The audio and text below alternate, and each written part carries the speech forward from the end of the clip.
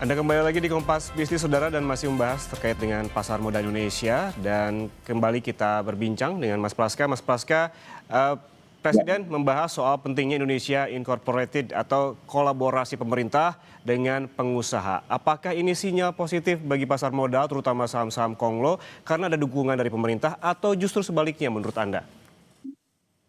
ya baik. Dari sisi menurut pendapat saya, hal ini sebenarnya sinyal awal positif ya terhadap kondisi ekonomi kita dulu secara keseluruhan. Karena harapannya dengan adanya konsep Indonesia incorporated, jadi sinergi antara pemerintah dengan dunia usaha itu kan bisa diharapkan meningkatkan. Yang pertama itu adalah penguatan industri dalam negeri seperti itu, yang berimpact pada akhirnya ke penguatan di UMKM, peningkatan UMKM, dan juga yang berujung pada lapangan kerja dan pengentasan atau pengurangan tingkat kemiskinan, sekaligus juga berujung lagi terakhir ke peningkatan kualitas pendidikan dan gizi seperti itu secara harapan dari sebesar secara holistik. Nah, namun ini semua tentu saja impact-nya kepada pasar modal bagaimana, menurut saya menunggu bagaimana realisasinya, karena kan kita bicara secara plan tentu saja merupakan hal yang bagus di awal, menunjukkan sinyal optimisme pasar, tapi akan kelihatan nanti bagaimana dengan rilis kinerja emiten-emiten di bursa efek biasanya nanti di Q1, Q2.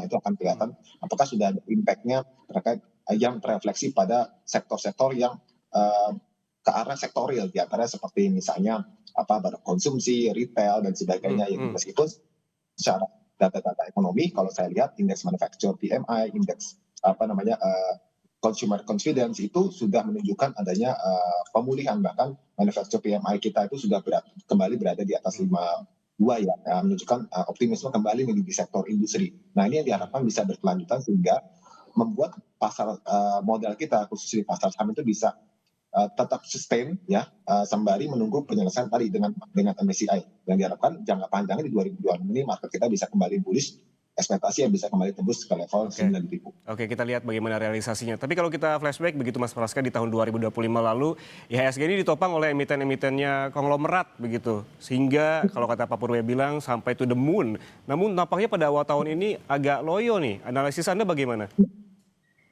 Ya, jadi memang secara kinerja kan memang saham-saham kita IHSG ya sekarang kan mulai diperhitungkan dengan market cap yang disesuaikan dengan free float ya, seperti itu. Dan kemarin emiten konglomerat itu di awal tahun cukup kencang, tentu saja ditopang oleh saham-saham dari grup Prajurit Pangestu ya, seperti Brand, PPIA, kemudian ada DCI juga ya kan, dan Swastantika yang juga harganya naik cukup kencang juga, seperti yang memiliki tidak hanya market cap besar tapi free market cap-nya pun juga cukup besar seperti itu. Mhm, Nah, mhm. saat ini saham-saham tersebut tentu saja karena mengalami koreksi dari titik tertinggi, dan memang dalam data yang saya miliki ini masuk dalam top 10 atau top 15 ya, dalam hal market cap berbasis free float. Ini membuat ISG kita akhirnya juga ikutan loyo seperti terseret ke bawah.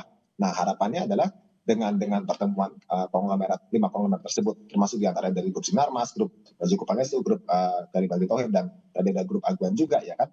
Ini membuat pasar modal kita kembali bergairah, yang juga terefleksi pada kinerja emiten di grup konglomerasi tersebut, kurang lebih seperti itu. Dan tambah lagi Mhm. sebenarnya juga yang mempengaruhi bursa kita bisa bertahan kuat itu adalah sektor perbankan, di mana tetap top 3 perbankan besar seperti BCA, BRI, dan Mandiri ini kan yang paling besar secara market cap free float ya. Ini yang ke depan jika mampu kembali mencetak kinerja positif secara laporan keuangan, diharapkan juga saham-sahamnya kembali recover, sekaligus menopang IHSG kembali ke level 9.000.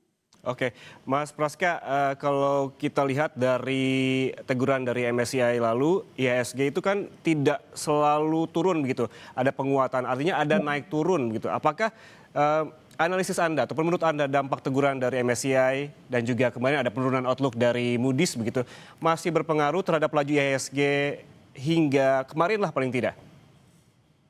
Menurut saya dampaknya sudah minor, karena dari analisis saya market tampaknya sudah memprice in banyak banget waktu MSCI mengumumkan pembekuan inklusi atau rebalancing saham-saham di Indonesia untuk indeks Hmm, MSCI hmm. seperti itu.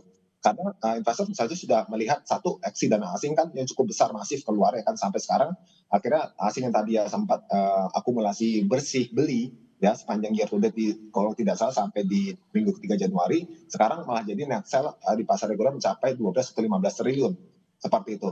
Jadi investor asing juga investor lokal juga sudah melihat impact dari pembekuan sementara dari MSCI tersebut akan berdampak pada lembaga-lembaga lain yang melakukan apa namanya kayak semacam inklusi saham-saham Indonesia ke Hmm. indeks mereka. Hmm. Nah, sehingga muncul setelah Goldman Sachs, ya kan tambah lagi Moody's menurunkan outlook rating kita ke negatif, itu sudah diantisipasi oleh investor, sehingga pada saat kemarin terjadi rilis beritanya, malah investor cenderung sudah mengakumulasi sahamnya, jadi sudah Oke.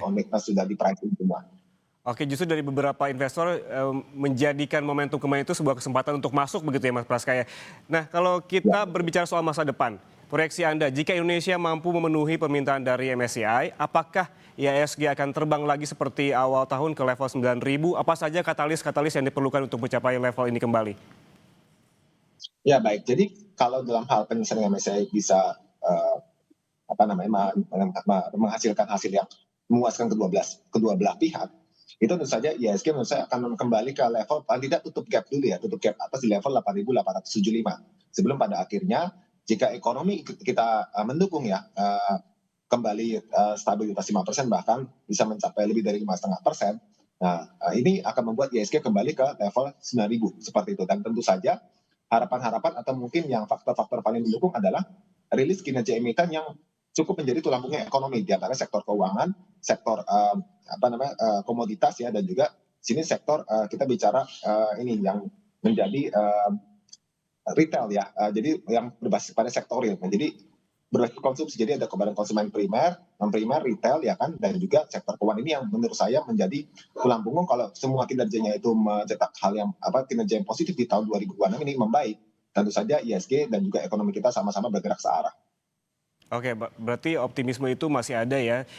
Kita ada Ya. beberapa teguran dari asing, termasuk tadi MSCI dan juga kemarin Moody's yang menurunkan outlook kita.